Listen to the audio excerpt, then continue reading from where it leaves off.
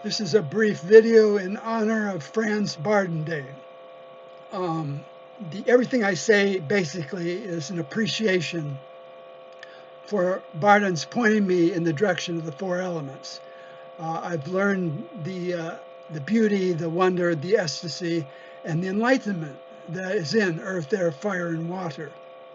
My spiritual journey began in 1974 when, using a kind of modified kahuna technique, you make a ball of energy, you put in it a picture of what you want, and then you send it to your higher self. I spent an hour a day for 6 months making pictures of the three tarot cards, the Fool, the Magician, and Isis. Shortly after that, I had a dream in which the tarot cards appeared to me as living beings. And then within the next year, a friend, Martha, came to me and she handed me the first English edition of Bardon's book, Initiation into Hermetics. His three books each represent a different tarot card. So I was on my way making that kind of connection to the divine world. I'd also asked for a direct connection of communication with the divine world. And I discovered one day I had the ability to feel the aura of any being or person, and also the ability to describe to some extent the qualities of that spirit, its nature, its cities, powers, and its commission, what its purposes and what its inspiration was. So I was so enthusiastic with that. I spent 3 years just studying the auras of spirits from Bardon's second book, The Practice of Magical Evocation. And so in about 1978, uh, Franz Bardon appeared to me in a dream, and I said to him, I know exactly what you're going to say. You're going to say, focus on the four elements and forget about working with the spirits at this point. And so that's what I did. I began more seriously studying the four elements. And from that study, I published several books. The Four Elements, Tanya was kind enough to publish through Falcon Books Publishing. And Inner Traditions picked up a book, Encounters with Mermaids, and also Mermaid Sylph, Gnomes, and Salamanders, which is coming out shortly. So the elements with fire, you can, for example, I learned I had this, Spartan has you working on your vices, making them into virtues.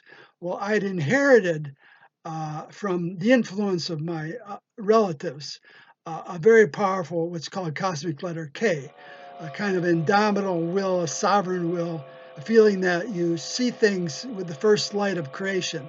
You see the true purpose behind things. So there is this kind of sovereignty to it, which, it's kind of a body to body transmission. You're living in someone else's shadow and they influence you. But it wasn't all positive. It had negative aspects. It had a feeling of, if you need something, you just take it from other people to whatever extent you need it. And that's not harmonious or fair. And that was kind of bundled into the creative will. So I kind of pushed it all aside. I can't handle this. I don't want to deal with that kind of negativity. And it's taken me decades to try to take that negative, fiery vice and turn it into something positive. If you're going to do certain magical projects, you need the feeling of being able to identify with the will of divine providence. And so it was through Bardon's third book, which also emphasizes the four elements. It was the cosmic letter K again, which I meditated directly on, which allowed me to shift out of the negative, purge myself, and make it into what I felt I was very comfortable with at this point, using that in a positive way. With the water element, I discovered that the beings of the water element, this comes from the end of Initiation to Hermetics, Bardon says, go into the elemental realms, learn all you can. Well, I met the mermaid queens, and two of them said to me, we want you to meet women in human bodies who possess mermaid souls. In other words, a mermaid cannot just take possession of a woman and revive it who's died and live within a living woman's body. They can be born as an infant, as a baby, and grow up. And there's no manual next to the crib saying, "Oh, by the way, you're not human being. You have a mermaid soul, just the one element of water." So after I had reread my book on mermaids 6 times, I finally understood what they were saying to me. I would meet women, I hadn't met any yet that I knew of. So I put out a global casting call for women models who could portray what a mermaid's like on a beach. And right away, within 2 weeks, I started getting emails from women who had the one element of water very strong in their auras. And they're extremely empathic. They had a mystical relationship with the ocean. It's quite unique. So I spent, with the first girl, I spent 6 days doing photo shoots with her. But more importantly, I did hours of her autobiography. I interviewed her. And from her and interviewing other such women, I developed an essay called Traits of Mermaid Women, which I put on my website.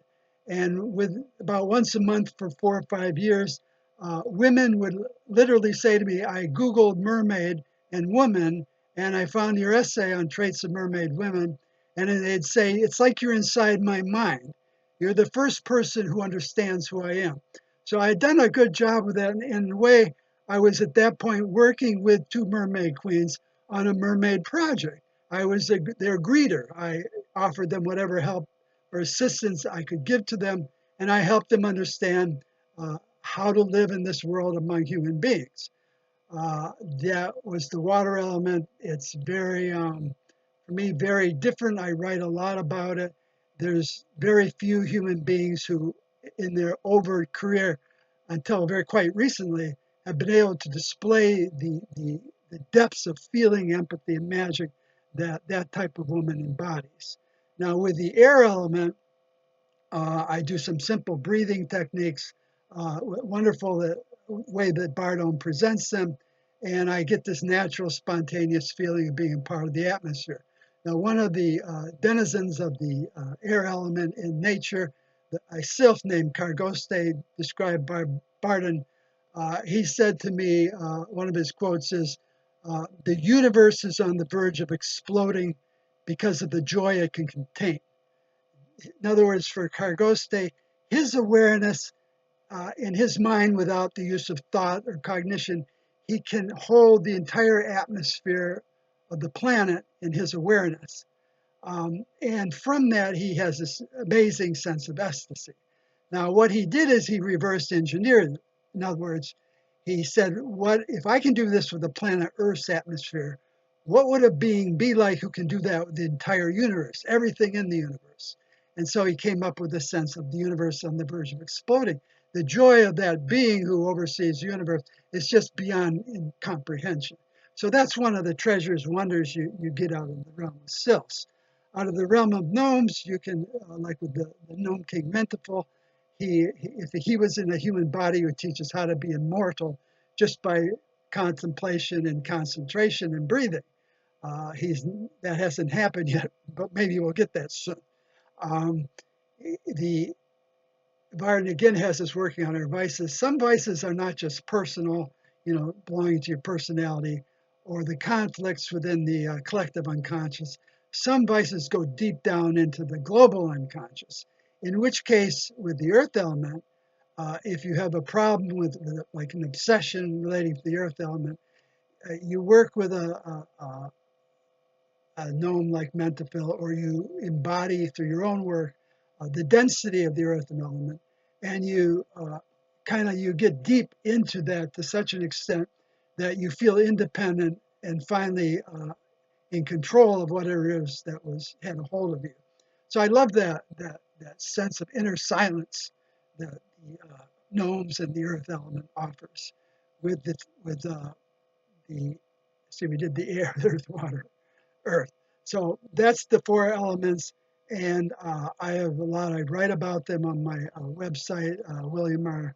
Mistely, at Facebook, and you can see on YouTube.com/EMEDETZ down under videos. I have Kirsten or Ava and Aaron and myself, where I would read Bardon's description of one of the elemental kings or queens. And these two are so psychic that without any other magic preparation, the mermaid queen would walk right into the room and sit down with us And Ava and Aaron would then start describing this being, or they'd start interacting directly with it. So that is on YouTube where I've listed it. So this is my, again, deep gratitude. And I never would have got a hold of this particular path from any other tradition as far as I know so far. And so I'm very grateful to Franz Bardon. Thank you.